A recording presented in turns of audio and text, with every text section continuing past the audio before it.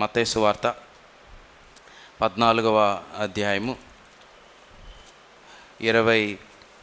22వ వచనం నుంచి నేను చదువుతా ఉన్నాను. దయచేసి గమనించండి. మత్తయి సువార్త 14:22 నుంచి. వెంటనే ఆ జనసమూహములను తాను పంపివేయనంతలో తన శిష్యులు దోణి ఎక్కి తనకంటే ముందుగా అద్దరికి వెళ్ళవలనని ఆయన వారిని బలవంతం చేశాను. ఆయన జనసమూహములను పంపివేసి ప్రార్థన చేయుటకు ఏకాంతముగా కొండ ఎక్కిపోయి సాయంకాలం అయినప్పుడు ఒంటరిగా ఉండాను. అప్పటికి ఆ దోణి దరికి దూరముగా నుండగా గాలి ఎదురైనందున అలల వలన కొట్టబడుచుండెను. రాత్రి 4వ జామున అనగా సుమారు 3 గంటలు ఉదయం అవుతున్న సమయంలో ఆయన సముద్రం మీద నడుచుచు వారి వద్దకు వచ్చాను. ఆయన సముద్రం మీద నడుచుట శిష్యులు చూచి తొందరపడి భూతమని చెప్పుకొని భయము చేత కేకలు వేసిరి. వెంటనే యేసు ధైర్యము తెచ్చుకొనిడి, నేనే, భయపడకుడని వారితో చెప్పగా, పేతురు, ప్రభువా, నీవే అయితే నీళ్ల మీద నడిచి నీ వద్దకు వచ్చుటకు నాకు సెలవిమ్మని ఆయనను అడిగాను. ఆయన రమ్మనగానే పేతురు దోణి దిగి యేసు నొద్దకు వెళ్ళుటకు నీళ్ల మీద నడిచాను. కానీ గాలిని చూచి భయపడి మునిగిపోసాగిరి. ప్రభువా, నన్ను రక్షించమని కేకలు వేశాను. వెంటనే యేసు చేయి చాపి అతని చేయి పట్టుకొని, అల్పవిశ్వాసి, ఎందుకు సందేహపడితీవని అతనితో చెప్పాను. వారు దోణి ఎక్కినప్పుడు గాలి అణిగెను. అంతటా దోణిలోనున్న వారు వచ్చి, నీవు నిజముగా దేవుని కుమారుడు అని చెప్పి ఆయనకు బ్రొక్కిరి. చిన్న ప్రార్థన చేసుకుందాం. దయచేసి అందరూ తల్ల వంచి కళ్ళు మూసుకుందాం. ప్రతి ఒక్కరు తల్ల వంచాలి. ప్రార్థన చేయని వారు ఎవ్వరూ ఉండకూడదు ఇక్కడ. ప్రతి ఒక్కరూ తలలు వంచి చిన్న ప్రార్థన చేసుకుందాం. కళ్ళు మూసుకొని ప్రార్థన చేసుకుందాం. ప్రభువా, నాతో మాట్లాడు. ఈ దినము నన్ను దర్శించు ప్రభువా. ఈ వాక్య భాగంలో అనేకమైన సత్యాలు నేను గ్రహించడానికి, కేవలం గ్రహించడం మాత్రమే కాదు, ఆ ప్రకారం జీవించడానికి నాకు సహాయం చేయ ప్రభువా అని ప్రతి ఒక్కరూ ప్రార్థన చేద్దాం. పరిశుద్ధుడా, నీకు వందనాలు. ఆకాశము నీ సింహాసనం, భూమి నీ పాదపీఠం. ప్రభువా, నీ పాదాల చెంత మమ్మలను మేము తగ్గించుకొని ఉదయకాలం ప్రార్థన చేస్తా ఉన్నాం. నీ మహాదయను బట్టి, నీ మహాకృపను బట్టే ప్రభువా, దయచేసి మాతో మాట్లాడండి. నీ చిత్తానుసారమైన జీవితాలు మేము ఎలా నడవాలో మాకు నేర్పించండి. పరిశుద్ధాత్మ శక్తితో మమ్మల్ని నింపండి. ప్రభువా, ఇక్కడున్న ప్రతి ఒక్కరిని వ్యక్తిగతంగా ఎరిగిన దేవుడు, మేమేమి చేస్తూ ఉన్నామో, మా బాధలు, మా పరిస్థితులు, మా బలహీనతలు, ప్రభువా, ప్రతిదీ చూస్తున్న దేవుడవు తండ్రి, నీకు వందనాలు. ప్రతి ఒక్కరిని మీరు దర్శించండి. ప్రతి ఒక్కరితో మీరు మాట్లాడండి. ప్రతి ఒక్కరి హృదయాలు సంధించండి. ప్రతి ఒక్కరి హృదయాలు మీ ఆత్మ స్వాధీనంలో మీరు ఉంచుకోమని ప్రార్థన చేస్తూ ఉన్నాం. సహాయం చేయండి. దౌర్భాగ్యుడైన నన్ను నీ సిలువ చాటు మరుగుపరచండి. మీరు మాత్రమే కనబడండి. మీరు మాత్రమే మీ నామాన్ని మహింపరచుకోమని యేసు నామములో ప్రార్థించి వేడుకొనుచున్నాం తండ్రి, ఆమెన్. పోయిన వారం మనం ఒక సిరీస్ మనం మాట్లాడుకుంటా ఉన్నాం, ధ్యానిస్తూ ఉన్నాం. మొట్టమొదటిది పేతురుకి దేవుడిచ్చిన స్థాయి గురించి మనం ధ్యానించాం. పేతురు స్థాయి చేరుకునే వరకు ప్రభు ఎలాగా పేతురుని వెంబడించాడో, ఎలా వెతికి పేతురుని బలపరిచాడో మనం చూసాం. పోయినసారి మనం ధ్యానించాం.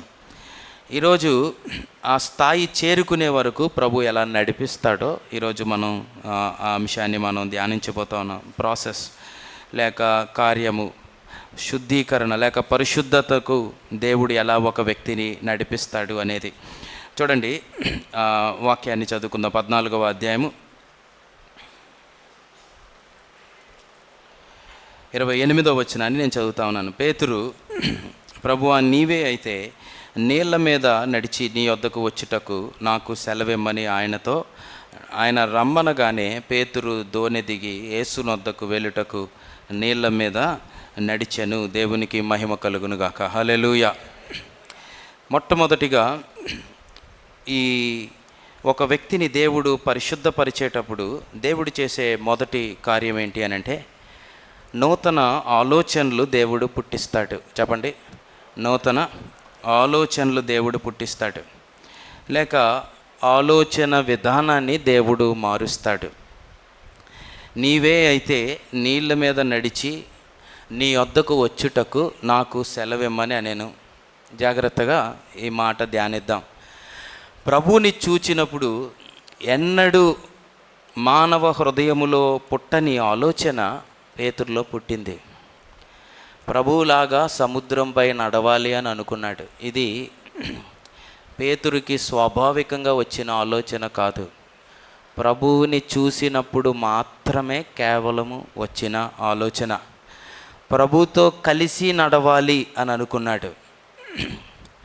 గమనించండి, అప్పటికి గాలి ఇంకా తగ్గలేదు. మనం ఇందాక చదివాము, ఆయన ధోనిలోకి ఎక్కిన తర్వాత గాలి అణిగెను అనే మాట ఉంది. గాలి తగ్గలేదు, తుఫాను అలాగే ఉంది, అలల చేత నావ కొట్టబడతా ఉంది. ఇంత భయంకరమైన అలజడి గందరగోళం మధ్య తెల్లవారుజాము 3 అయిపోతూ ఉంది, ఇంకా చీకటి. బహుశా ప్రభు వెలుగు ఏమైనా అక్కడ కనబడతా ఉందో, లేకపోతే ఆ రాత్రి వెన్నెల కూడా ఉన్న పరిస్థితి లేదు. బహుశా ఉరుము, ఈ లైట్నింగ్ వచ్చినప్పుడు ప్రభు కనబడ్డాడేమో మనకు తెలీదు. కానీ అంత చీకటిలో, అంత గందరగోళం మధ్య నేను నడుస్తాను అని అన్నాడు.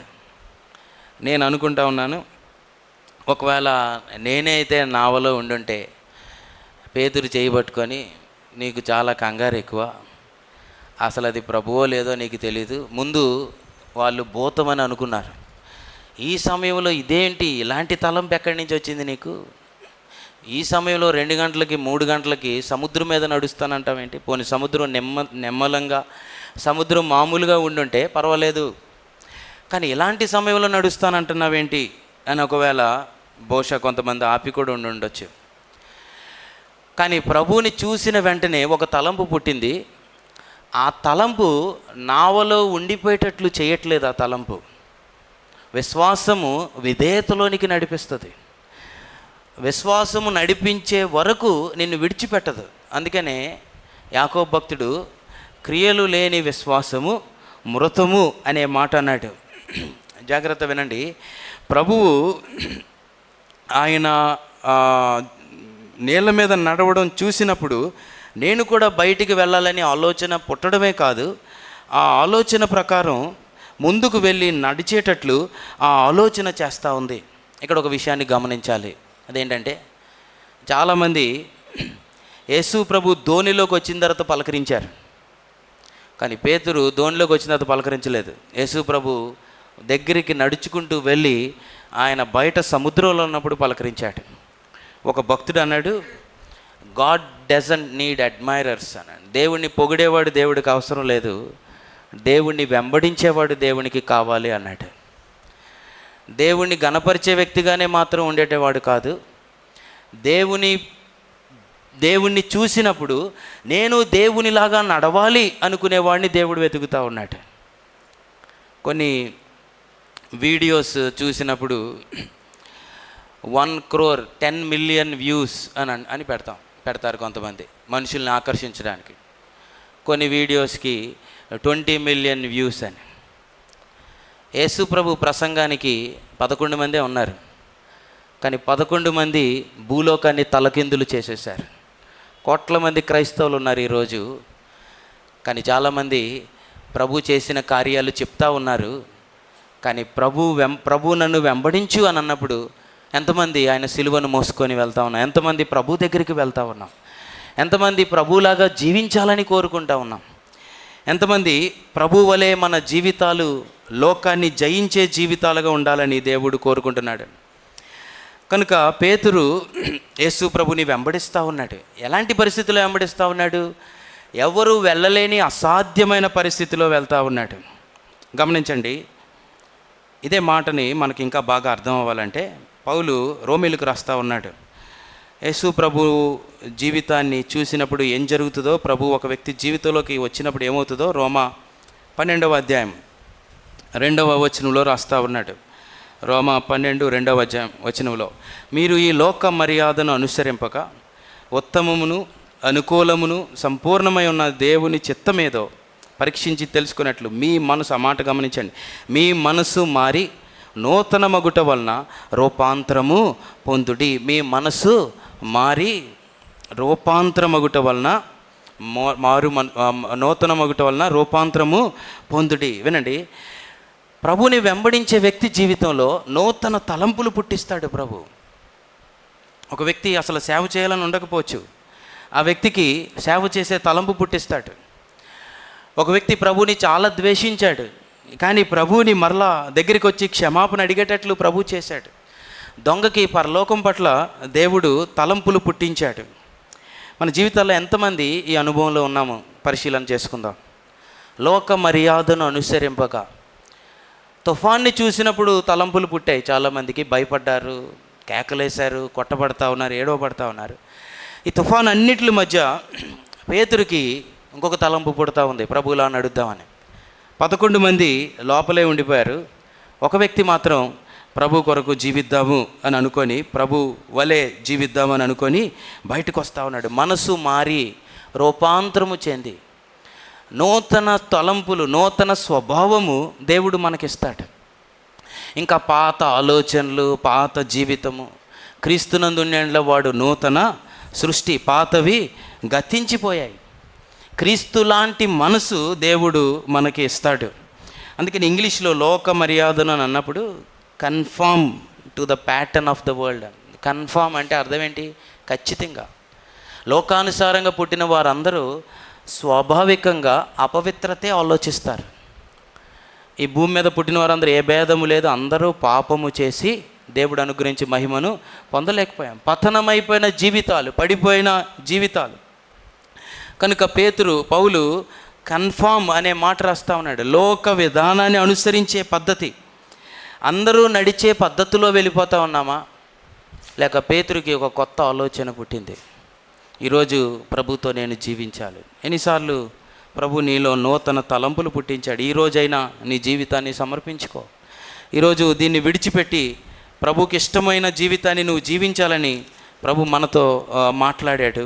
మనం ఒకవేళ ఆ మాటలు ప్రక్కన పెడితే ఈరోజు మరలా దేవుడు మనల్ని హెచ్చరిస్తూ ఉన్నాడు. పతనమైపోయిన లోకం పేతురుని ప్రభావితం చేయలేదు. ఎందుకనంటే పేతురులో పుట్టిన తలంపు ప్రభు వలన పుట్టింది.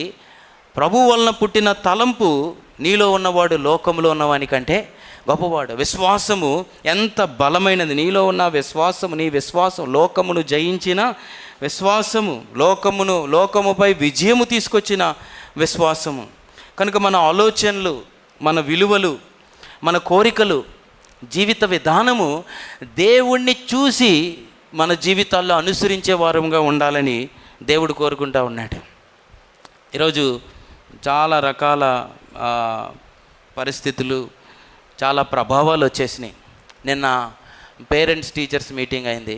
పాప స్కూల్కి వెళ్ళాను. నా పక్కన కొంతమంది పేరెంట్స్ కూర్చున్నారు.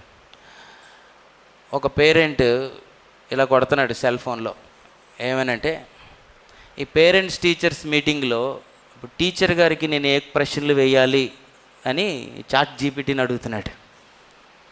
నేను అడిగాను, ఏమన్నా నీ పరిస్థితి ఏంటి, నాకేం అర్థం అవ్వట్లేదు. టీచర్ని ఏం అడగాలో కూడా నువ్వు చాట్ జీపీటీని అడగాల. జాగ్రత్త వినండి.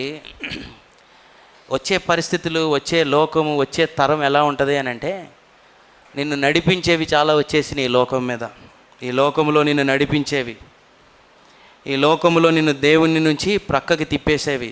జీవితం అంతా ఈరోజు లోకము వైపు, లోక ప్రభావం వైపు, అది లేకుండా నువ్వు ఉండలేవు అన్నట్లు చేసే పరిస్థితి అయిపోయింది. అంతరాత్మను మార్చదు. చదువు దేవుడు మానవుని పుట్టించడానికి, చదువుకోవడానికి దేవుడు పుట్టించలేదు. దేవునితో సహవాసం కొరకు పుట్టించాడు. దేవుని వలె నడవడానికి మానవుడిని దేవుడు పుట్టించాడు. ఊహించండి, తల్లిని కొట్టి కొట్టి చంపేశాడు ఇద్దరు. ఎంత రక్తం పోయి ఉంటుంది బాత్రూంలో, ఎంత భయంకరమైన పరిస్థితి. ఒకరోజు 24 గంటలు ఫోన్ ఇవ్వలేదని చనిపోయిన లేరా? చిన్నపిల్లలు వింటున్నారా జాగ్రత్తగా? చిన్న వయస్సు నుండే.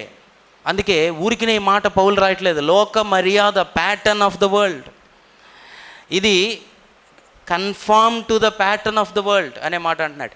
పుట్టిన ప్రతి వ్యక్తి కూడా ఈ లోక మర్యాదకు బానిసగా పుడతాడు. ఈ బానిసగా పుట్టిన వ్యక్తి దాని నుండి బయటికి రాలేడు. ఎలా వస్తాడు బయటికి అని అంటే, మొట్టమొదటిగా తల్లిదండ్రులుగా మనమే మాదిరి.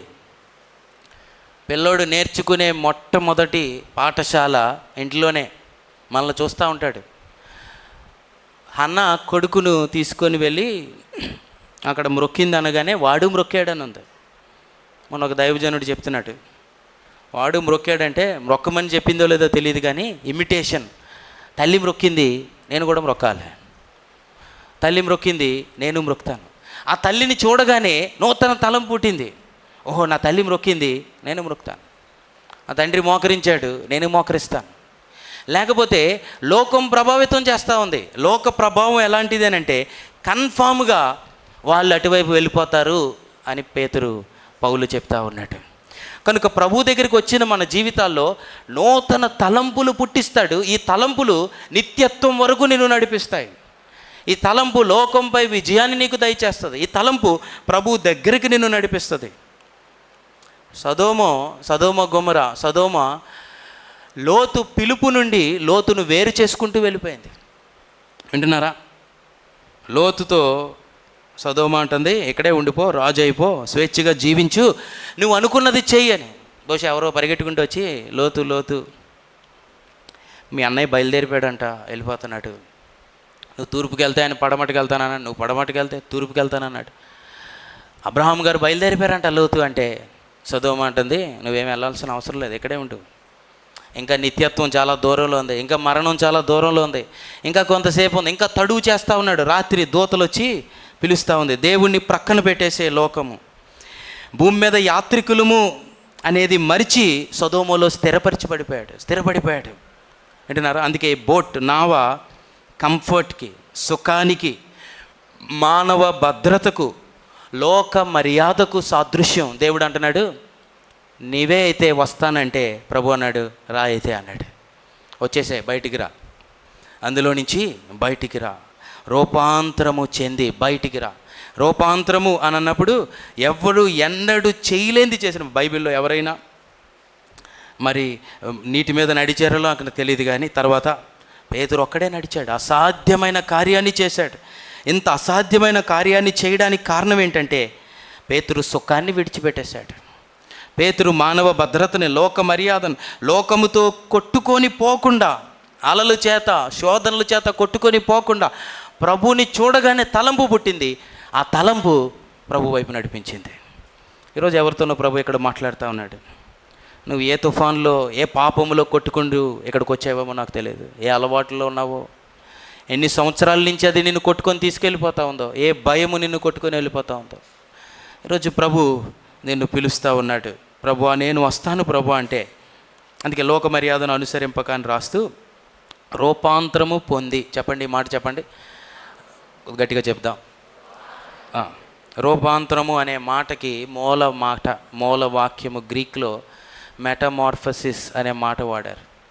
ఇది గొంగళి పురుగు సీతాకోక చిలుకగా మారినప్పుడు వాడే మాట ఇది. గమనించండి, రూపాంతరము పొంది అన్నప్పుడు గొంగళి పురుగు ప్రాకుతుంది, కిందే ఉంటుంది, ఎగరలేదు. అది నేలను పట్టుకుని ఉంటుంది, చెట్టును పట్టుకుని ఉంటుంది, ఆకులు తింటుంది, అక్కడే ఉంటుంది. కానీ సీతాకోక చిలుక పైకి ఎగురుతుంది. మీరు ఒకవేళ బటర్ఫ్లైస్ గురించి చదివితే కొన్ని బటర్ఫ్లైస్ ఉన్నాయి. మోనార్క్ బటర్ఫ్లై అని ఉంది. 15,000 కిలోమీటర్లు కొన్ని ఖండాలు దాటి ఎగురుకుంటూ వెళ్తుంది ప్రతి సంవత్సరం. వింటున్నారా జాగ్రత్తగా? గొంగళి పురుగుగా ఉంటే అక్కడే ఉండిపోతుంది. దాన్ని మెటమార్ఫసిస్ అనే మాట వాడాడు. రూపాంతరము చెంది, ఒకప్పుడు భూమి మీద ఉన్న వాటినే చూసాం. ఒకప్పుడు జీవితం అంతా లోకము చేత కొట్టుకొని వెళ్ళిపోతున్న జీవితం. ఎప్పుడు పైకి ఎగురుతాం, ఎప్పుడు భూమి కంటే ఉన్నతమైన భూమి ఆకర్షణ శక్తి, లోక పాప శక్తిని మించి ఎప్పుడు పైకి ఎగురుతామంటే దేవుడు తలంపు పుట్టిస్తాడు. చూసారా? విశ్వాసము వినుట వలన విశ్వాసము కలుగును. ఆ విశ్వాసము నాకు కర్త, దానిని కొనసాగించువాడైన యేసు వైపు చూద్దాం. దేవుడు పుట్టించిన తలంపు, జాగ్రత్త వినండి, అసాధ్యమైన తలంపు, ఎవరు నడవలేని పరిస్థితి. కానీ అంటున్నాడు, నీవే ప్రభువు అయితే నేను నడుస్తాను ప్రభువా. జక్కయ్యి గొంగలి పురుగు లాంటి జీవితం ప్రభుని కలవకముందు. నిత్యము ఎవరిని మోసం చేద్దాం, అన్యాయంగా ఎవరిని ఏడిపించి డబ్బులు తీసుకుందాం. ప్రభువుని కలిసిన తర్వాత రూపాంతరము చెంది ఏం మాట్లాడుతున్నాడు జక్కయ్య? ఒక గంట క్రితం జక్కయ్య జీవితం ఏంటి, ఒక గంట తర్వాత జక్కయ్య జీవితం ఏంటి? ఎందుకు రూపాంతరం వచ్చింది అని అంటే, రూపాంతరపరిచే దేవుడు జక్కయ్య దగ్గరికి వచ్చాడు. స్టెఫను జీవితాన్ని చూడండి. స్టెఫను జీవితం అందరూ రాళ్ళు చూస్తూ ఉన్నారు, రాళ్ళు వైపు చూస్తూ ఉన్నారు. స్టెఫను రూపాంతరము చెందబడి దేవుణ్ణి చూస్తూ ఉన్నాడు. అందుకే యేసు ప్రభు పేతురు దగ్గరికి వచ్చాడు. వినండి, ఆ ముందు మాటలు మీరు చదివితే చాలా ఆసక్తికరమైన మాటలు. చూడండి, 22వ వచనాన్ని చదువుతా ఉన్నాను. ఆయన వెంటనే జనసమూహములను తాను పంపివేసి, ఇదంతా ప్రభు చేస్తూ ఉన్నాడు చూడండి. అంతలో తన శిష్యులు దోణి ఎక్కి, చూడాలి బైబిల్ అందరూ, తనకంటే ముందుగా అద్దరికి వెళ్ళవలనని ఆయన వారిని బలవంతము చేశాను. ఆయనే పంపిస్తూ ఉన్నాడు బలవంతంగా. ఎందుకు బలవంతంగా పంపిస్తూ ఉన్నాడు తెలుసా? ఆ రాత్రి పేతురు సముద్రం పైన నడవాలి, పేతురుకి నూతనమైన తలంపులు పుట్టాలి, ఆయన నడిపిస్తాడు. అందుకే జాగ్రత్త అండి, పరిశుద్ధత క్రీస్తు వలన పుట్టిన తలంపుతో మొదలవుతుంది, మన తలంపులు కాదు. ఈ తలంపులు, ఇంకొక మాట జాగ్రత్తనండి, ఈ తలంపులు పేతురుని ప్రత్యేకపరిచాయి. లోకము నుండి, లోక ఆలోచన విధానము నుండి వేరైపోయాడు. లోకం అంటది అందరూ పాపం చేస్తున్నారు కదా, నువ్వు కూడా నావలోనే ఉండు. యేసుప్రభు అంటా ఉన్నాడు, బయటికి రా, అందరం పాపం చేస్తూ ఉన్నారు, అసాధ్యం, ఎవరు పరిశుద్ధంగా జీవించలేరు, ఎవరు తిరిగి తిట్టకుండా ఉండలేరు, ఎవరు అన్యాయం చేయకుండా ఉండలేరు, అబద్ధం ఆడకుండా ఎవరు ఉండగలరు. ఇలాంటివన్నీ లోకం చెప్పే మాటలు. ప్రభు అంటున్నాడు, లోకం అంటది అసాధ్యం ఇది. ప్రభు అంటున్నాడు, బయటికి రా, నిన్ను పిలిచినవాడు పరిశుద్ధుడు, నిన్ను పిలిచినవాడు సర్వాధికారి, నిన్ను పిలిచినవాడు లోకము అసాధ్యము అన్న దానిపైన నడిచి వచ్చే దేవుడు. లోకము జయించలేనిది జయించిన దేవుడు. పాపం చేయనివాడెవడు? యవనస్తులుగా ఉన్నప్పుడు సరదాగా తిరగని వాడెవడు? కానీ బైబిల్లో ప్రభు అంటున్నాడు, బయటికి రా, నేను అలాగ పరిశుద్ధపరిచే దేవుడను, నిన్ను పరిశుద్ధపరచు యెహోవాను నేనే. వింటున్నారా జాగ్రత్తగా? ఆయన రమ్మనగానే బయలుదేరి వచ్చాడు, అంత భయంకరమైన గాలి తుఫాన్లో. కనుక మొట్టమొదటిది తలంపులు పుట్టించే దేవుడు, ఆలోచన విధానాన్ని మార్చే దేవుడు. రెండవ మాట ఇలా రాసుకోండి, అలలపై అడుగులు వేస్తూ ఉన్నాడు, ప్రభుపై నేత్రాలు. అలలపై అడుగులు, ప్రభుపై నేత్రాలు. ప్రభు వైపు చూసినప్పుడు నడిచాడు అనే మాట ఉంది చూడండి. ఆ మాట చదువుతా ఉన్నాను, 28వ వచనం. పేతురు, ప్రభువా నీవే అయితే నీళ్ళ మీద నడుచుటకు నీ వద్దకు వచ్చుటకు నాకు ఆయన రమ్మనగానే దోణి దిగి యేసు వద్దకు వెళ్ళుటకు నీళ్ళ మీద నడిచాను. 39 చదవండి. గాలిని చూచి భయపడి మునిగిపో సాగాను. గాలిని చూచి భయపడి, ఇది మనకు బాగా అర్థం అవ్వాలంటే ఇంకొక ఉదాహరణ చెప్పిన తర్వాత అందులోకి వెళ్దాం. స్టెఫను జీవితాన్ని ఆలోచించండి. ఇందాక చెప్పుకున్నాం, స్టెఫను అందరూ రాళ్ళు చూస్తూ ఉన్నారు, అందరూ మనుషులు చూస్తూ ఉన్నారు, మరణాన్ని చూస్తూ ఉన్నారు. కానీ స్టెఫను ప్రభు వైపు చూస్తూ ఉన్నాడు. ఈ నేత్రాలు శరీర నేత్రాలతో చూడట్లేదు, స్టెఫను ఆత్మీయ నేత్రాలతో చూస్తూ ఉన్నాడు. ఎప్పుడైతే ప్రభు వైపు చూశాడో ప్రభు స్టెఫన్కి తలంపులు పుట్టిస్తూ ఉన్నాడు. ఒక విధంగా చూస్తే అసలు స్టెఫన్ని రాళ్ళతో కొడుతున్నారా లేక యేసు ప్రభుని రాళ్ళతో కొడుతున్నారా అన్నట్లుగా ఉంది పరిస్థితి. ఎందుకంటే యేసు ప్రభు ఏ మాటలు మాట్లాడాడో ఆ మాటలే స్టెఫను కూడా మాట్లాడాడు. ఒక విధంగా సిలువ మీద వేలాడిన ప్రభు యొక్క ప్రేమను స్టెఫన్ అక్కడ చూపిస్తూ ఉన్నాడు. సిలువ మాటలే వినబడ్డాయి, సిలువ ప్రేమే కనబడింది. క్రీస్తు సిలువ, మరణం, పునరుద్ధానం, నిరీక్షణ కనబడతా ఉంది. అందుకే మీరు ఈ పౌలుని దర్శించిన సందర్భం ఆలోచిస్తే చాలా ఆశ్చర్యం. సౌలా నన్నే అలా హింసించావని అడిగాడు. అంటే ఒక విధంగా స్టెఫన్ని కొడుతున్నప్పుడు నన్నెందుకు కొడుతున్నావు అంటే, ప్రభు వైపు చూసే వ్యక్తికి, వింటున్నారా జాగ్రత్తగా, చుట్టుపక్కల ఎన్ని శోధనలైనా ఉండొచ్చు, ఎన్ని పరిస్థితులైనా ఉండొచ్చు, పాపం ఉండొచ్చు, లోకమంతా ఉండొచ్చు, సముద్రం అలలు చేత కొట్టబడవచ్చు, ఎన్ని భయంకరమైన పరిస్థితిలో రెండవ ప్రాముఖ్యమైనది పరిశుద్ధతకు కావాల్సింది ఏంటంటే ప్రభు వైపు చూడు. ప్రతి తలంపులో ప్రభు దగ్గరికి వెళ్ళు. ప్రభు వైపు చూసే వ్యక్తికి దేవుడు ప్రభు లాంటి మనసు దయచేస్తాడు. స్టెఫను మాట్లాడుతున్న మనసు స్టెఫను మనసు కాదు, అది యేసు ప్రభు లాంటి మనసు మాట్లాడుతూ ఉన్నాడు. పాదాలు కింద రాళ్ళ మీద, భయంకరమైన పరిస్థితి, భూమి మీదే ఉన్నాడు. కానీ నేత్రాలు మాత్రం పరలోకం, ఆకాశము తెరవబడి ఉండుట నేను చూస్తున్నాను. వింటున్నారా? ఒక్కొక్క దానికి, ఒక్కొక్క పరిస్థితికి ఒక్కొక్క తలంపులు మనకు. ఏదో చూసాం, తలంపు పుడుతుంది. ఏదో విన్నాము, తలంపు పుడుతుంది. ఆ తలంపు పుట్టిన వెంటనే మన జీవితాల్లో మనం ప్రభు వైపు చూడకపోతే, ప్రభువా ఈ తలంపు పుట్టింది, ప్రభువా ఇది చూశాను, ప్రభువా ఈ పని చేయాలని అనిపిస్తూ ఉంది, ప్రభువా ఈ అలవాటు మరలా నా దగ్గరికి వస్తూ ఉంది, నేను విడిచిపెట్టింది మరలా నన్ను వెంబడిస్తూ ఉంది అని మనం చూడవలసింది ఎవరి వైపు అంటే యేసు ప్రభు వైపు. విశ్వాసమునకు కర్త, దాన్ని కొనసాగించేవాడైనా. అందుకే అక్కడ ఒక మంచి మాట ఉంది. ప్రభువుని చూచినప్పుడు నడిచాడు, ప్రభు నుంచి అలా ప్రక్కకి వెళ్ళిపోగానే ఏమైపోయాడు చెప్పండి? మునిగిపోయాడు. ప్రభువుని చూసినంత సేపు నడిచాడు. అక్కడ ఒక మాట ఉంది చూడండి 39లో, గాలిని చూచి భయపడి మునిగిపోసాగి. గాలిని చూచి భయపడి, గమనించండి, గాలిని చూడడం తప్పు కాదు, భయపడడం తప్పు కాదు. ఇక్కడ ఒక విషయం జరుగుతూ ఉంది.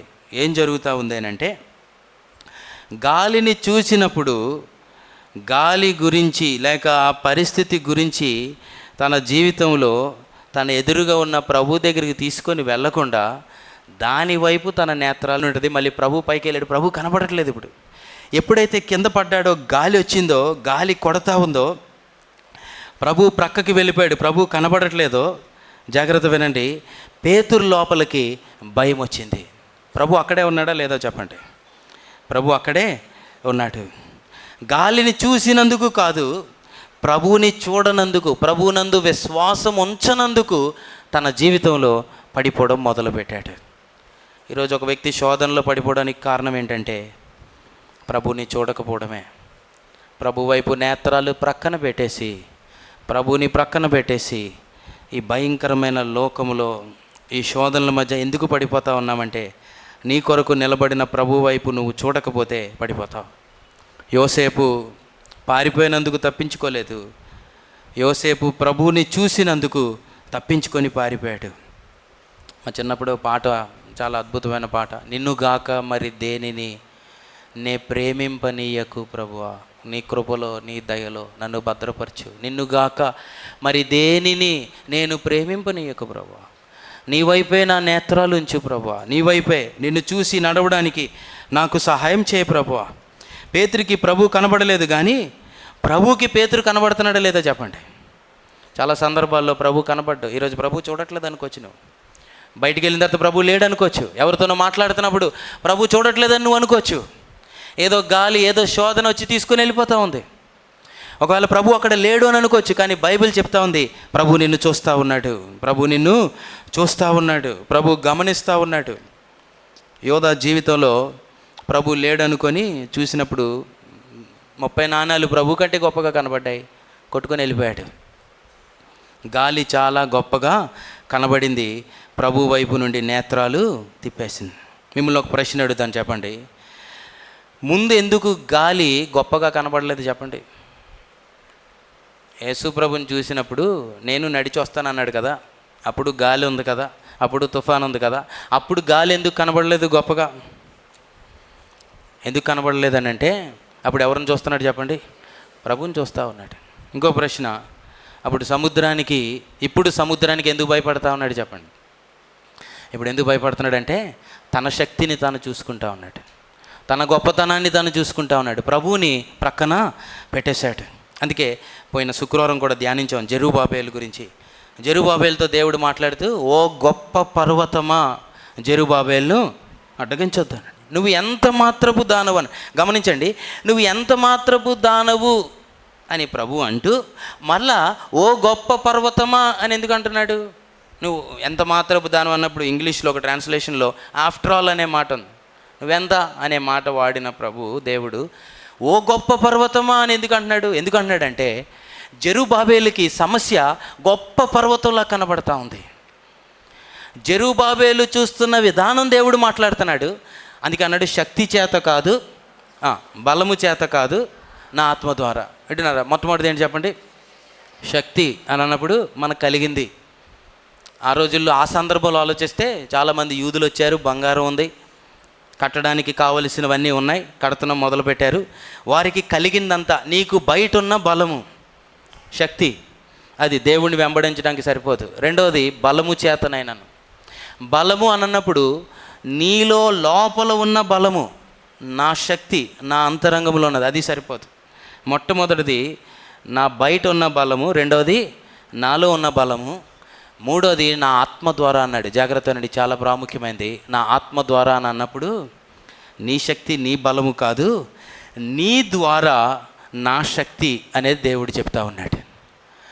నీ ద్వారా నేను నా శక్తిని కనుపరుచుకుంటాను అనే మాట చెప్తా ఉన్నాడు.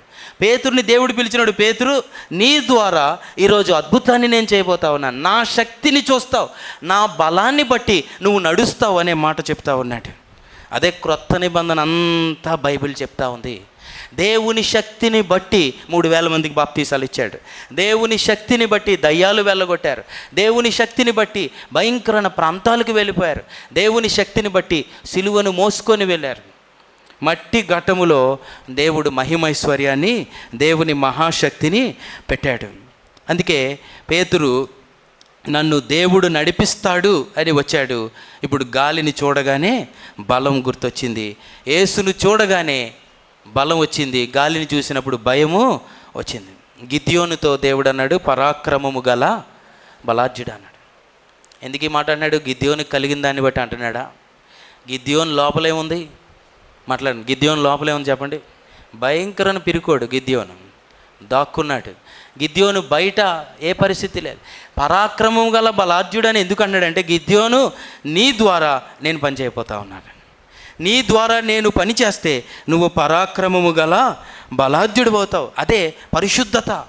పరిశుద్ధత అనేది నీ ద్వారా దేవుడు పని చేయబోతా ఉన్నాడు. ఆయన వైపు చూద్దాం. దేవుని వైపు చూసినప్పుడు మనము లోకంపై విజయాన్ని సాధిస్తాం.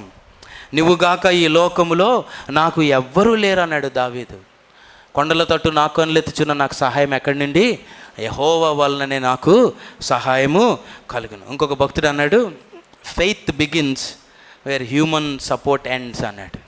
విశ్వాసం ఎప్పుడు ప్రారంభం అవుతుందంటే నా బలము ఆగిపోయినప్పుడు ప్రారంభమవుతుంది. పరిశుద్ధత ఎప్పుడు ప్రారంభం అవుతుందంటే, ప్రభువా ఇంక నేను ఏమీ చేయలేను, నాకు సహాయం చేయ ప్రభు అంటే పరిశుద్ధత ప్రారంభమవుతుంది. ఇప్పుడు పేతురు బయటికి వచ్చాడు. జాగ్రత్త వినండి. అన్నీ విడిచిపెట్టి వచ్చేసాడు. ఒకప్పుడు బోట్ నావ ఆధారంగా ఉంది, ఇప్పుడు ఏ ఆధారం లేదు. ఇప్పుడు బయటకు వచ్చాడు. అనుభవం మీద ఆధారపడట్లేదు, సొంత శక్తి లేదు. ఇప్పుడు దేని మీద ఆధారపడ్డాడు తెలుసా? బయటికి రా అనే మాట ఉంది చూసారా? ఆ మాట మీద ఆధారపడి వచ్చాడు. ఆ మాటే పేతురుని ఏం చేసింది చెప్పండి? నడిపించింది. ఆ మాట పేతురు మునిగిపోకుండా సహాయము, వాధికారము కలిగిన వ్యక్తి. చూడండి, గమనించండి. సముద్రము, గాలి, తుఫాన్లు ఇవన్నీ కూడా మనుషులను వణికించే పరిస్థితులు.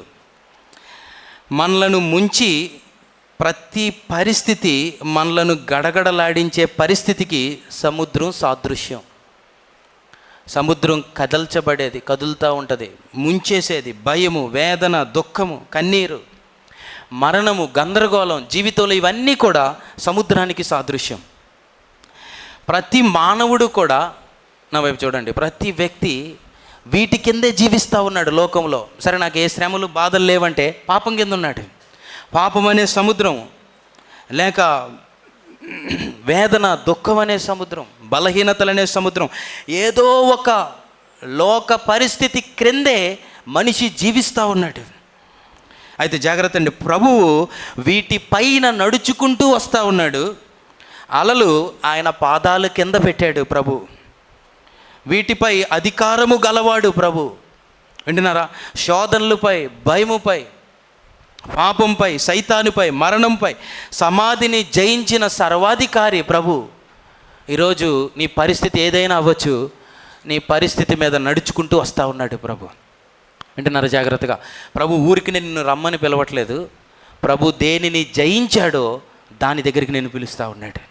ప్రభు దేన్ని లోపరిచి, ప్రభు దేని మీద జయము, నిత్య జీవాన్ని మనకు అనుగ్రహించడానికి, మరణాన్ని, పాపాన్ని జయించి ప్రభు నడుస్తూ ఉన్నాడో దాని మీదకే రమ్మంటా ఉన్నాడు.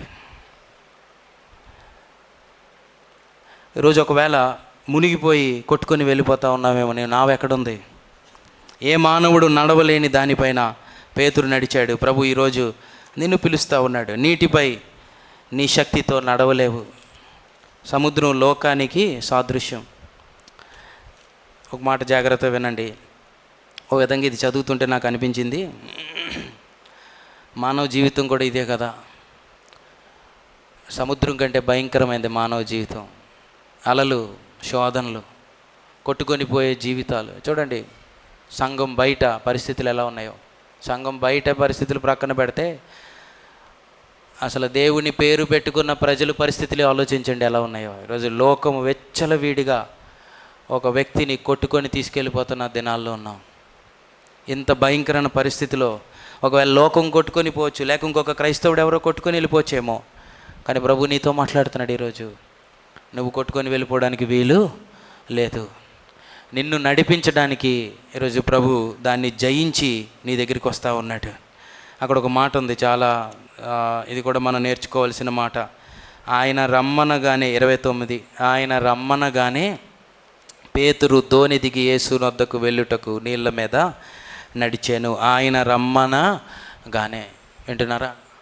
వెంటనే ఏం చేశాడంట? పేతురు బయలుదేరి వెళ్ళిపోయాడు. ఆయన రమ్మనగానే విధేయత పేతురు చూపిస్తూ ఉన్నాడు. విశ్వాసము విధేయతను పుట్టించింది. అది ఎలాంటి విధేయతను పుట్టించిందంటే వెంటనే. కొంతమందిని దేవుడు పిలుస్తూ ఉంటాడు చాలా సంవత్సరాల నుండి. కొంతమంది పిలవగానే విధేయత చూపించారు. పిలవగానే విధేయత చూపిస్తే ఎంతమందికి ఆశీర్వాదం. నేను మొన్న యూత్లో కూడా ఈ విషయాన్ని చెప్పాను. మొన్న క్యాంపులో మన పిల్లలందరితో ఉన్నప్పుడు డివోషన్లో కూడా ఈ మాట చెప్పాను. ఒకరోజు ఊరికి అందరం కూర్చున్నాం. మా బోర్డు మీటింగ్ జరుగుతూ ఉంది. బోర్డు మీటింగ్లో ఈ 10 సంవత్సరాలు సుమారు మేము ఒక 60,000 మంది పిల్లల్ని చేరుకోవడానికి దేవుడు సహాయం చేశాడని అన్న సాక్ష్యం చెప్పాడు. అప్పుడు ఆ మాట వినగానే నాకు వేరే తలంపులు పరిశుద్ధాత్మ దేవుడు పుట్టిస్తూ ఉన్నాడు. 10 సంవత్సరాల్లో 60,000 మందిని కలుసుకున్నారు. అప్పుడు నాతో దేవుడు మాట్లాడుతున్న మాట ఏంటంటే, ఒకవేళ నీవే ఒక 10 సంవత్సరాల క్రితం నన్ను అంగీకరించిండుంటే నువ్వు ఇంకొక 60,000 మందిని కలుసుకుని ఉండేవాడివి కదా. అవును ప్రభా అని నా మనసులో అంతరాత్మ మాట్లాడుతూ ఉన్నప్పుడు అవును ప్రభా అని అనుకుంటా ఉన్నాను. అప్పుడు ఇంకొక భయంకరమైన తలంపు వచ్చింది, భయము కలిగించే తలంపు.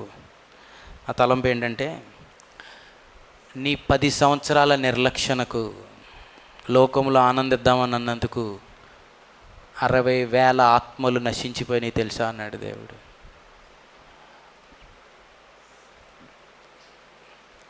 ప్రభువా నన్ను క్షమించు, ఈ బాధ నా సమాధి వరకు నాలో ఉండని ప్రభువా. ప్రభు నన్ను క్షమిస్తాడు, ప్రభు కృపగల దేవుడు. కానీ 60,000 ఆత్మలు ఎవరు రక్షిస్తారు? ఎంతమంది తాగుడికి వెళ్ళిపోయి ఉంటారు, ఎంతమంది నశించిపోయి ఉంటారు, ఎంతమంది ఇప్పటికే చనిపోయి ఉంటారు, ఎంతమంది భయంకరమైన దుష్ట శక్తుల మధ్య కొట్టుమిట్టాడుతూ ఉన్నారు, ఎంతమంది ఊర్లు విడిచిపెట్టి వెళ్ళిపోయారు.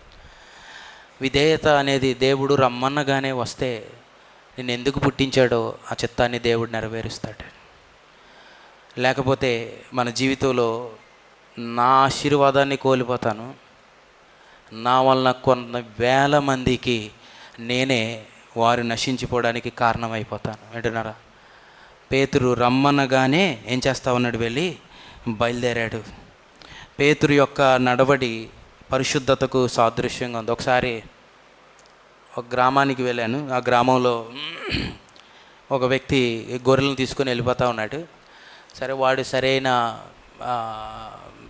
విధానంలో దేవుళ్ళు ఇంకా స్థిరపడలేదని వాడితో కలిసి వాడు గొడ్లు కాసుకోవడానికి వెళ్తుంటే నేను వస్తాను రా అన్నాను. వాడు గొర్రెలను తీసుకొని వెళ్తూ ఉన్నాడు.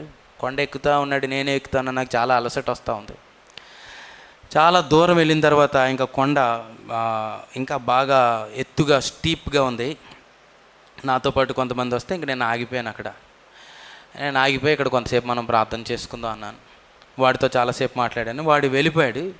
ఆ కొండ ఇంక ఎక్కలేని పరిస్థితి. వాడు బాగానే చక్కగా పరిగెట్టుకుంటూ అది ఇది పట్టుకొని, చెట్లు ఇవి పట్టుకొని ఎక్కుతూ ఉన్నాడు, వెళ్ళిపోతూ ఉన్నాడు.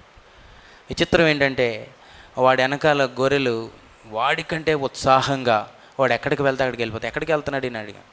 అడిగితే కొండకి అవతలు దిగిన తర్వాత అంతా చాలా పచ్చిక ఉంటుంది, రాత్రి ఈవేళ అక్కడే ఉండి మళ్ళా మరుసటి రోజు బయలుదేరి వస్తాడని.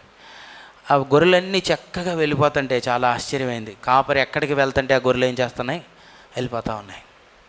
అప్పుడు నేను నా మనసులో ప్రార్థన చేసుకుని, ప్రభువా నేను ఎక్కడి వరకు వచ్చి ఆగిపోయాను ప్రభువా, కానీ ఆత్మీయ జీవితంలో ప్రభువా నేను ఎక్కలేని ఎత్తైన కొండ మీదకి నన్ను ఎక్కించి ప్రభువా, నేను ఆగిపోకుండా నన్ను ముందుకు నడిపించి ప్రభువా. పేతురు అసాధ్యమైనది పిలిచాడు దేవుడు. రమ్మనగానే పేతురు బయలుదేరి వస్తూ ఉన్నాడు.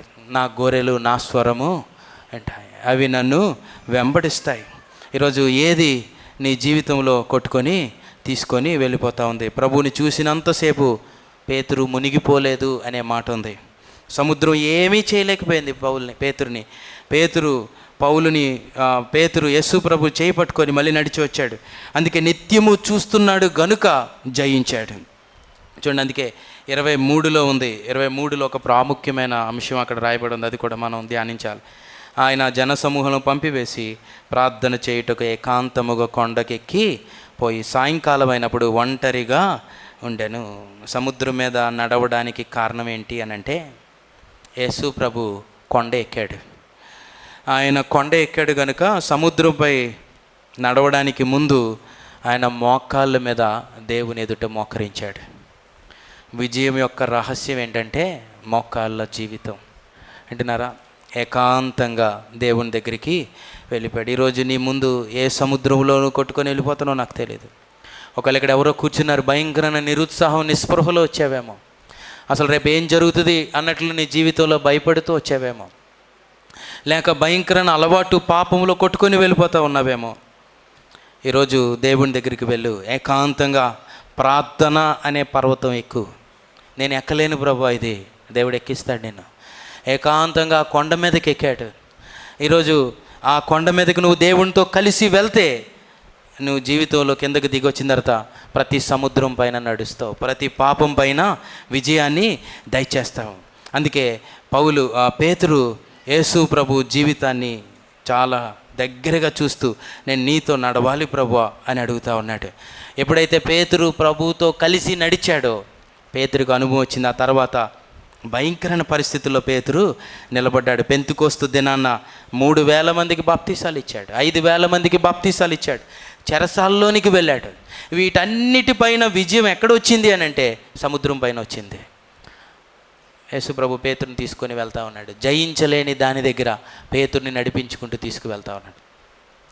ఒకవేళ ఇక్కడ కూర్చున్న చాలామంది నీ జీవితంలో పాపము అపవిత్రతలోనే ఉండిపోయి ఇక్కడికి వచ్చావేమో, ఇంకా దేవునికి ఇష్టం లేని జీవితం జీవిస్తూ ఉన్నావేమో, చాలా బలహీనతల మధ్య ఈరోజు ఇక్కడ కూర్చొని ఉన్నావు. బాగానే చదువుకుంటూ ఉన్నావు, దేవుడు నీకు జీవితంలో అన్నీ అనుగ్రహించాడు. అయితే దేవునితో కలిసి నడుస్తూ ఉన్నావా? యేసు ప్రభువులాగా తలస్తూ ఉన్నావా? యేసు ప్రభువులా జీవిస్తూ ఉన్నావా? అది ప్రాధాన్యత. అందుకే ప్రభు సముద్రం పైన నడిచి వచ్చాడు. అందుకే ప్రభు పేతురు చేయబట్టుకొని నడవడానికి నడిపిస్తూ ఉన్నాడు. చివరిది మన వ్యక్తిగత జీవితాలకి మనం అన్వయించుకొని మనం ముగించుకుందాం. తర్వాత గమనించండి, ప్రభు వారిని కలుసుకున్నాడు. నావపై ప్రభు దృష్టి కోల్పోలేదు. చెప్పండి, మాట్లాడండి గట్టిగా. నావపై ప్రభు దృష్టి కోల్పోలేదు. తిన్నంగా నావ దగ్గర నడుచుకుంటూ వచ్చాడు ప్రభు. మీరు ఆలోచించండి, నేరుగా వారి దగ్గరికి తుఫాన్లో వచ్చేసాడు ప్రభు. సముద్రంపై తుఫాన్లో ఎవరు అలా రాలేరు, అసాధ్యం అది. తుఫాన్ వచ్చినప్పుడు మామూలుగా నేలపైన నడవలేం, మనం బయటికి వెళ్ళడానికి ఎవరు ఒప్పుకోరు. ఇంట్లో ఉండమని లోపల తలుపులు వేసుకొని ఉంటాం, ఎందుకంటే గాలి ఇటు అటు మనల్ని తీసుకొని వెళ్ళిపోతుంది. నేల మీదే మనం సరిగ్గా నడవలేము. కానీ తుఫాన్లో ప్రభు నేరుగా వారి దగ్గరికి వస్తూ ఉన్నాడు. ఎందుకు వస్తున్నాడు తెలుసా? వారు ఎక్కడున్నారో ప్రభువుకి చాలా స్పష్టంగా తెలుసు. వారు ఎక్కడ కొట్టుకొని వెళ్ళిపోతారో వారికి కూడా తెలియదేమో ఎక్కడున్నారో అసలు, కానీ ప్రభువుకి బాగా తెలుసు. జాగ్రత్త వినండి, ఈరోజు నీ తుఫాను ప్రభువుకి బాగా తెలుసు.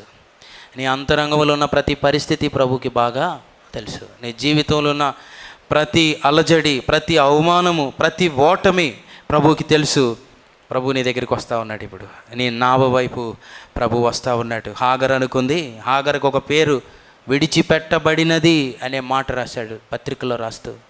హాగరు విడిచిపెట్టబడింది, ఎవ్వరు చూడట్లేదు, ఒంటరితనం. ఆలోచించండి, ఎడారిలో ఒక్కతే విడిచిపెట్టబడి ఒంటరితనం, దాహం, ఒకవైపు ఆకలి.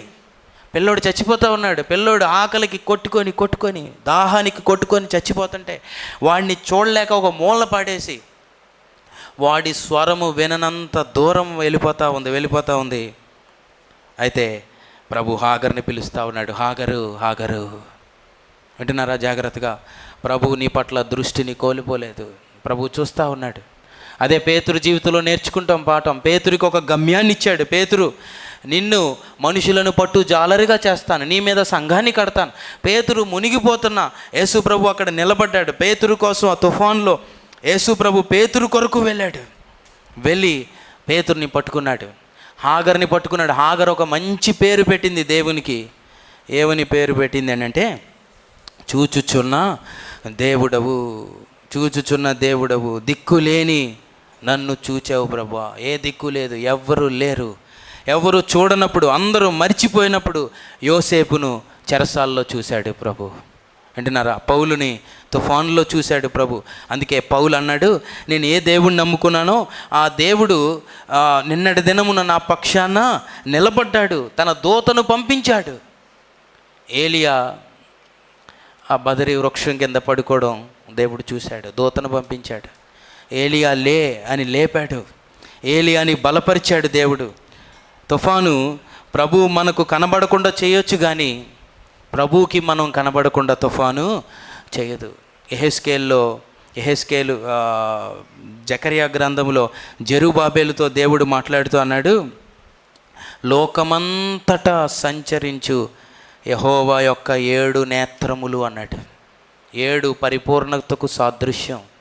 7 నేత్రములు అని అన్నప్పుడు ప్రభు అన్నీ చూస్తూ ఉన్నాడు, అందరినీ గమనిస్తూ ఉన్నాడు. నన్ను చూడట్లేదు అని అనుకోద్దు నువ్వు, ప్రభు చూస్తూ ఉన్నాడు. నీ చిన్న కన్నీటి బొట్టు ప్రభు పట్టాడు, ప్రభు వింటున్నాడు. హృదయంలో ఏదో చిన్న ప్రార్థన చేసుకున్నావు, ప్రభు వింటున్నాడు. ప్రభు నీ జీవితంలో ప్రతి బలహీనత చూస్తూ ఉన్నాడు. ఆ నావ ఎక్కడుందో ఎవ్వరికీ కనబడే పరిస్థితి లేదు, తుఫాను మేఘం అంతా. కానీ ఆ కొండ మీద మోకరించినప్పుడే ఆ కొండ మీద నుండి యేసు ప్రభు చూస్తూ ఉన్నాడు. ఒక విచిత్రం ఏంటంటే, ఎందుకు ప్రార్థన చేయడానికి వెళ్ళాడు? ఆలోచించండి ఒక నిమిషం, చాలా ప్రాముఖ్యమైనది. ఎందుకు ప్రార్థన చేస్తున్నాడు? ఏమని ప్రార్థన చేస్తున్నాడు ప్రభు? అసలు ప్రభు ఎందుకు ప్రార్థన చేయాలి? ప్రభువుకు ఒక పేరు ఏంటంటే, ఆయన తండ్రి ముందు మన పక్షాన విజ్ఞాపన చేస్తూ ఉన్నాడు. ఏమని విజ్ఞాపన చేస్తూ ఉన్నాడు? వినండి జాగ్రత్తగా. ఇది మనకు అర్థమైతే మన రక్షకుడు ఎంత గొప్ప రక్షకుడు అర్థమవుతుంది. ఏమని ప్రార్థన చేస్తున్నాడంటే, ఈ నావ కొట్టుకొని పోతూ ఉంది, వారు భయపడి కేకలేస్తూ ఉన్నారు. యేసు ప్రభు తండ్రి దగ్గర అంటూ ఉన్నాడు, తండ్రి, వారు భయపడుతున్నారు కదా, అది చూడొద్దు, నన్ను చూడు, నాకులాగా ఒకరోజు పేతురు తయారవుతాడు. ఎండ్ ప్రొడక్ట్ చూడు, పేతురు అంతాన్ని చూడు. ఇప్పుడు చూడకు. ఇప్పుడు పేతురు నా చేతిలో ఒక మట్టి ముద్దలాగా ఉన్నాడు, నేను కుమ్మరిని కదా తండ్రి, ఇదిగో పేతుర్ని పాత్రగా చేయబోతా ఉన్నాను, ఇప్పుడు సారి మీదకి తీసుకురాబోతాను. దానిని చూడొద్దు, నన్ను చూడు. నన్ను చూస్తే పేతుర్ని చూసినట్లే. పేతుర్ని ఒకవేళ చూసినప్పుడు నీకేమైనా, పేతురు బలహీనుడు కదా ఇంకెందుకు అని అనుకుంటే, పేతురులో నన్ను చూడు, నాలో పేతుర్ని చూడు. పేతురు కొరకు ప్రార్థన చేస్తున్నాడు, నీ కొరకు కూడా ప్రార్థన చేస్తున్నాడు ప్రభు ఈరోజు. క్రీస్తు పోలికలోనికి మార్చడానికి ప్రభువులాగా లోకాన్ని, సముద్రాన్ని, పాపాన్ని, అపవిత్రతను, భయాన్ని, నిరుత్సాహం, నిస్పృహ, ప్రతి మానవుణ్ణి జయిస్తున్న ఈ లోక పాపములన్నిటినీ నీ పాదాల కింద త్రొక్కి నిన్ను లోకం అనే సముద్రం మీద నడిపించగలిగిన సమర్థుడు యేసు ప్రభు. అందుకే నీ పక్షాన్ని విజ్ఞాపన చేస్తున్నాడు. ఒకరోజు ఖచ్చితంగా ఈ వ్యక్తి లేక ఒకరు నీ పేరు పెట్టుకుంటే సాధు ఒకరోజు ఖచ్చితంగా నా పోలికలో జీవించబోతా ఉన్నాడు, నాకంటే గొప్ప కార్యాలు చేయబోతా ఉన్నాడు, నీ పక్షాన కూడా ప్రభు నిలబడ్డాడు ఈరోజు. అదే ప్రార్థన చేస్తూ ఉన్నాడు. అందుకే ఆ నావ ఎక్కడ తిరుగుతుందో చూస్తూ ఉన్నాడు. ఆ నావ దగ్గరికి ప్రభు వచ్చాడు. మీరు గమనించండి, అక్కడ ఇంకొక మాట కూడా ఉంది. చదివితే 14వ అధ్యాయము 25వ వచనం చూడండి. రాత్రి 4వ జామున ఆయన సముద్రం మీద నడుచుచు వారి వద్దకు వచ్చాను. రాత్రి చెప్పండి, ఎన్నో జాము? చివరి జాము అంటే 3 గంటల నుంచి సుమారు 6 గంటల వరకు ఉదయం. అంటే చాలా గంటలు ఏమైపోయారు చెప్పండి, వీళ్ళు కొట్టుకుంటా ఉన్నారు, ఇటు అటు వెళ్తూ ఉన్నారు. చాలాసేపు అయిపోయింది, తెల్లవారిపోతుంది, 3 అయిపోయింది. ఒక విధంగా చాలా ప్రయాసపడ్డారు. ఇంకా నిరీక్షణ కోల్పోతూ ఉన్నారు. ఈ నిరీక్షణ ఎలా కోల్పోతున్నారంటే, యేసు ప్రభుని చూచి వారు ఏమనుకున్నారంటే భూతం అని అనుకున్నారు. దేవుణ్ణి చూసే విధానం కూడా మారిపోయింది. ఇంకా ప్రభువా నువ్వు ఎక్కడున్నావు అని ఒకవేళ నువ్వు ప్రార్థన చేస్తున్నావేమో, ప్రభువా ఇంకా నన్ను మర్చిపోయావేమో అని నువ్వు ప్రార్థన చేస్తున్నావు. రాత్రి 4వ జాము అయిపోయింది ప్రభువా, ఇంకా 6 అయిపోతుంది, 3 అయిపోయింది ప్రభువా, రాత్రి అంతా ప్రయాసపడ్డాను అన్నాడు పేతురు. కానీ జాగ్రత్త వినండి, రాత్రి అంతా ప్రయాస, నీ ప్రయాస అంతా ప్రభు చూస్తూ ఉన్నాడు. ప్రభు వస్తాడు, ప్రభు రాకుండా ఉండడు. ప్రభువుకి సమయం ఉంది, ఆ సమయంలో ప్రభు వస్తాడు. అందుకనే వెంటనే 27వ వచనం చూడండి. వెంటనే యేసు ధైర్యము తెచ్చుకొనిడి, నేనే, భయపడకుడని వారితో చెప్పాను. మొట్టమొదటిది ఏమిచ్చాడు ప్రభు? ఏమిచ్చాడు చెప్పండి ఇక్కడ? ధైర్యము తెచ్చుకొనిడి, నేనే, భయపడకుడి. తుఫాన్ని ఆప్ చేయలేదు ఆయన. మొట్టమొదటిగా ఏం చెప్తా ఉన్నాడు తెలుసా? ఆయన లోపలున్న భయాన్ని తీసివేస్తూ ఉన్నాడు. లోపలున్న భయమును తీసివేస్తూ ఉన్నాడు. ధైర్యము తెచ్చుకోండి. ఆయన లోపలున్న భయముతో లోపల అంతరంగములో ఉన్న ఆ హృదయాన్ని స్వస్థపరుస్తూ ఉన్నాడు. బయట పరిస్థితిని తర్వాత స్వస్థపరిచాడు. ఒకవేళ ఇక్కడ కూర్చొని ఉన్నావు, ఈరోజు ప్రభు నీలో ధైర్యాన్ని నింపుతా ఉన్నాడు. ధైర్యంగా వెళ్ళు ఇంటికి. ఒకవేళ ఇక్కడ బలహీనుడిగా వచ్చావు, పాపములో పడిపోతూ, ఈరోజు బలవంతుడిగా నిన్ను పంపించబోతా ఉన్నాడు ప్రభు. శక్తి చేత కాదు, బలం చేత కాదు, నీ ద్వారా దేవుని ఆత్మశక్తితో దేవుడు నిన్ను నడిపించాలని దేవుడు కోరుకుంటా ఉన్నాడు. ప్రభువా, పేతురు మునిగిపోతున్నప్పుడు ఒక మాట అన్నాడు, ప్రభువా నన్ను రక్షించవా అన్నాడు. ప్రభువా, పేతురు మునిగిపోసాగాను. పేతురు ప్రభువా నన్ను రక్షించుమని కేకలు వేశాను. అదే మనం చేయాల్సింది ఈరోజు. చూడండి, లోకయాత్ర. మనం ఈ భూమి మీద జీవిస్తూ ఒకరోజు యేసు ప్రభుని కలవబోతా ఉన్నాం. మనము యేసు ప్రభుని కలుసుకునే యాత్ర ఆలోచిస్తే ఈ తుఫాన్ లాంటి పరిస్థితే. యేసు ప్రభుని కలవడానికి వెళ్తున్నాము, దారిలో గాలులు, తుఫాన్లు. ఒకరోజు పరలోకంలో ప్రభుని కలుసుకుంటాం. ఒక విధంగా చూస్తే నావలో ఉండడము కంటే నావ బయట ఉండడమే క్షేమం అన్నట్లుగా ఉంది ఈ పరిస్థితిలో. నావ బయట యేసు ప్రభుతో ఉన్నాడు. ఇంకొకటి, ఒకవేళ యేసు ప్రభువే కానీ ఆ రాత్రి రాకపోతే నావేమీ సురక్షితం కాదు. నావ అలల చేత కొట్టబడతా ఉంది. నావ బద్దలైపోయి వాళ్ళందరూ ఏమైపోదురు? చచ్చిపోదురు. లేక నావ మునిగిపోయి అన్న చచ్చిపోయి ఉండేవారు. మన సుఖం, శరీరం శిథిలమైపోయే గుడారము. ఒకరోజు ప్రభువుని చూస్తాం.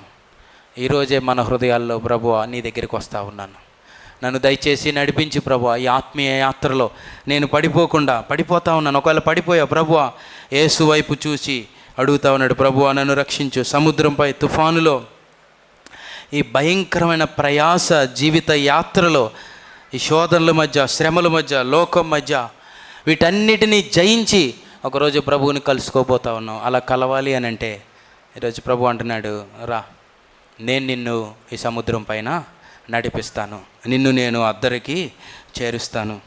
ఆయన వైపు చూద్దాం.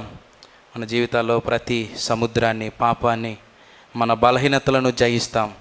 ఒకరోజు దేవుని ఎదుట ప్రభు నిలబెడతాడు. అలాంటి గొప్ప కృప దేవుడు మనందరికీ దయచేయనుగాక. ప్రార్థన చేసుకుందాం. దయచేసి అందరూ తలలు వంచండి, కళ్ళు మూసుకుందాం. మోకరించగలిగిన వారందరూ మోకరిద్దాం. యవనస్తులందరూ పైకి మోకరించాలి.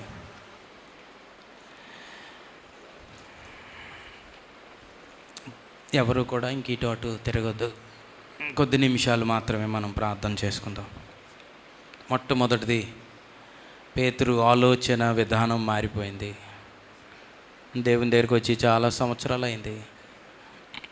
నువ్వు ఆలోచించే విధానం మారిందా?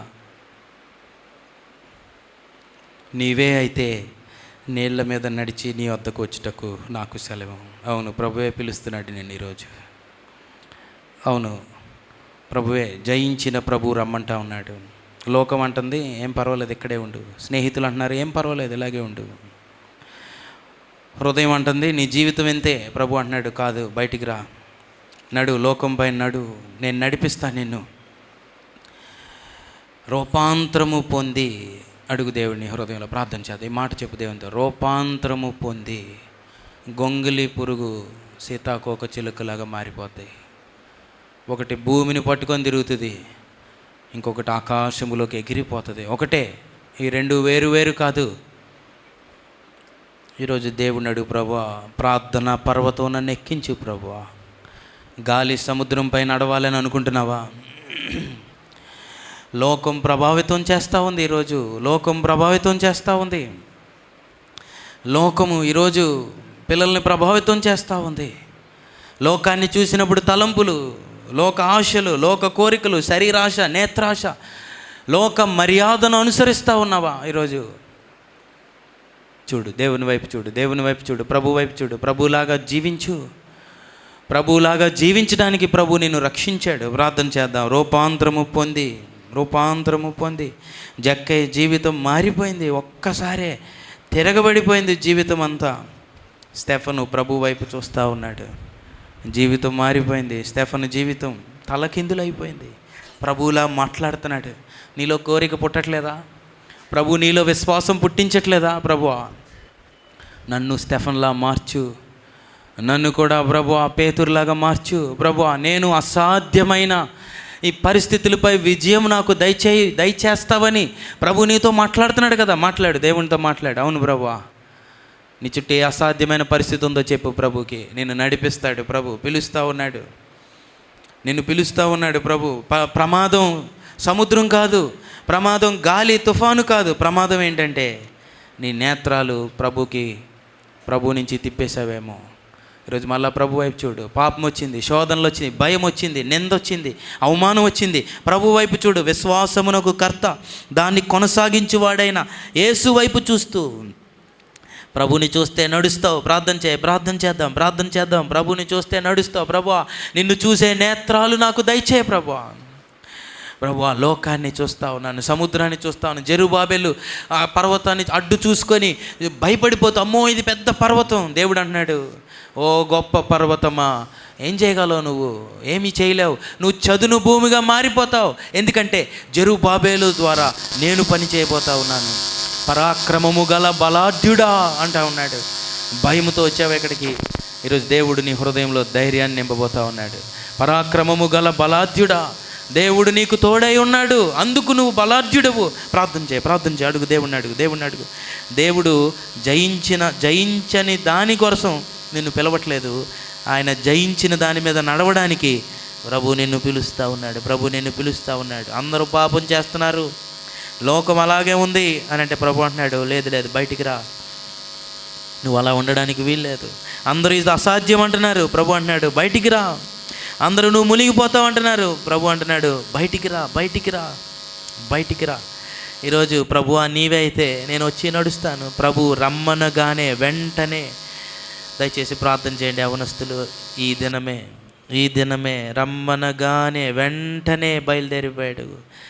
నీ అవిధేయత, ఇంకా నేను లోకంలో జీవించాలనుకుంటా ఉన్నావు. ఎన్ని ఆత్మలు నశించిపోతా ఉన్నాయి. ఎంతమంది నశించిపోయారు ఇప్పుడు వరకే నీ వలన.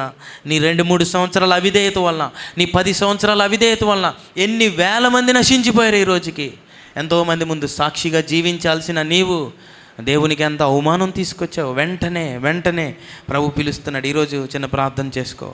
సముద్రము లాంటి, గాలి తుఫాను లాంటి పరిస్థితులు నీ జీవితంలో ఎన్నో. నిన్ను దేవునికి విధేయత చూపించకుండా ప్రక్కకు తీసుకుని వెళ్ళిపోతా ఉన్నాయి. స్నేహము, సహవాసాలు, అలవాట్లు, శోధనలు, ఇవన్నీ ఈరోజు దేవునికి అప్పగించుకుందాం. ప్రభువా నన్ను విడిపించు ప్రభువా, నన్ను రక్షించు ప్రభు అంటే దేవుడు నిన్ను విడిపించడానికి ఈరోజు దేవుడు ఇక్కడికి వచ్చాడు, నీ పక్షాన విజ్ఞాపన చేస్తూ ఉన్నాడు. చివరిది, నిన్ను ఎప్పుడు దేవుడు చూస్తూనే ఉన్నాడు. భయపడద్దు. నీ నావ ఎక్కడుందో ప్రభువుకి తెలుసు. నువ్వు ఏ పరిస్థితిలో ఉన్నావో ప్రభువుకి తెలుసు. నువ్వు కొట్టుకొని పోవడం ప్రభువుకి తెలుసు. ఈరోజు నీ దగ్గరికే ప్రభు వచ్చాడు. ఇంత మంచి అవకాశం నువ్వు ఎలా విడిచిపెడతావు ఈరోజు? ఇంత మంచి ఆ తరుణాన్ని నువ్వు ఎలా విడిచిపెడతావు ఈరోజు? దయచేసి ప్రార్థన చేయి, దయచేసి ప్రార్థన చేయి. ఎవ్వరు రాలేరు నీ దగ్గరికి, ఎవరు సహాయము చేయలేరు. ప్రభువు సహాయం చేయగలడు గనుక నీ దగ్గరికి వచ్చాడు. హాగరు విడవబడింది, ఒంటరిది, దాహము, ఆకలి, మరణం వెంటాడుతూ ఉంది. అందరూ విడిచిపెట్టేశారు. ప్రభు అంటున్నాడు, హాగరు, హాగరు, నిన్ను చూశాను. చెరసాల్లో ఉన్న యోసేపును చూసిన దేవుడు నిన్ను చూస్తూ ఉన్నాడు ఈరోజు. పౌలుని తుఫానులో ఓడ బద్దలైపోయినప్పుడు ప్రభు చూశాడు, నడిపించాడు. 3వ జాము 4వ జాము ఉదయం 3-4 అయిపోతూ ఉంది. ఇప్పటికే ఎంతో ప్రయాసపడి ఇక్కడికి వచ్చావేమో. ప్రభు చూస్తూ ఉన్నాడు నిన్ను. మా భయపడద్దు. ప్రభు నిన్ను చూస్తూ ఉన్నాడు, నడిపిస్తూ ఉన్నాడు. ప్రభు చూశాడు నిన్ను. అమ్మో భయపడుతున్నారు, భూతం, అసలు దేవుడు ఉన్నాడా? దేవుడు నా ప్రార్థన వింటున్నాడా? ఏంటి నా పరిస్థితి? దేవుడు అంటున్నాడు, వెంటనే ధైర్యము తెచ్చుకొనిడి, భయపడద్దు, ధైర్యము తెచ్చుకొనిడి, ధైర్యము తెచ్చుకొనిడి. దేవుడు మాట్లాడుతూ ఉన్నాడు. ఈ లోక యాత్ర కూడా అంతే. దేవుణ్ణి నువ్వు కలుసుకోకుండా నువ్వు పడిపోవడానికి ఎన్నో పరిస్థితులు, అలలు, తుఫాన్లు, నావ కొట్టుకొని పోయే పరిస్థితి. ఈరోజు ప్రభువా నాకు సహాయం చేయ ప్రభు అంటే దేవుడు సహాయం చేస్తాడు. ప్రార్థన చేసుకుందాం, ప్రార్థన చేసుకుందాం. పరిశుద్ధుడా నీకు వందనాలు. మా జీవిత యాత్రలో తుఫాను లాంటి పరిస్థితుల మధ్య మా నావలు కొట్టుకొని పోచుండగా ప్రభువా మా నావ దగ్గరకు వచ్చిన దేవుడవు నీకు వందనాలు.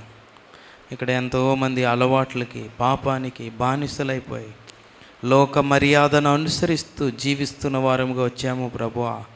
దయచేసి దయచేసి ఈ దినము మా సుఖాన్ని, మా భద్రతలు ప్రభువా, మా ఆనందాలు ప్రక్కన పెట్టి నీతో కలిసి నడవడానికి ప్రతి ఒక్కరిలో నూతన తలంపులు మీరు పుట్టించినందుకు వందనాలు. విశ్వాసమునకు కర్త, దాన్ని కొనసాగించే నీ వైపు చూస్తూ ఓపికతో మా ఎదుటనున్న పందెములో పరిగెత్తడానికి సహాయం చేయండి ప్రభువా. నీలా నడవడానికి, నీలా జీవించడానికి, నీలాగా ప్రభువా మా యాత్ర ముగించడానికి తండ్రి, ఒకరోజు నీ ఎదుట మేము నిలబడినప్పుడు బలా నమ్మకమైన మంచి దాసుడాన్ని అనిపించుకోవడానికి దయచేసి సహాయం చేయమని ప్రార్థిస్తూ మీకే వందనాలు స్తుతులు చెల్లిస్తూ వచ్చిన ప్రతి బిడ్డని నీ దయగల హస్తానికి అప్పగిస్తూ యేసు నామములో ప్రార్థించి వేడుకొనుచున్నాము తండ్రి. ఆమేన్.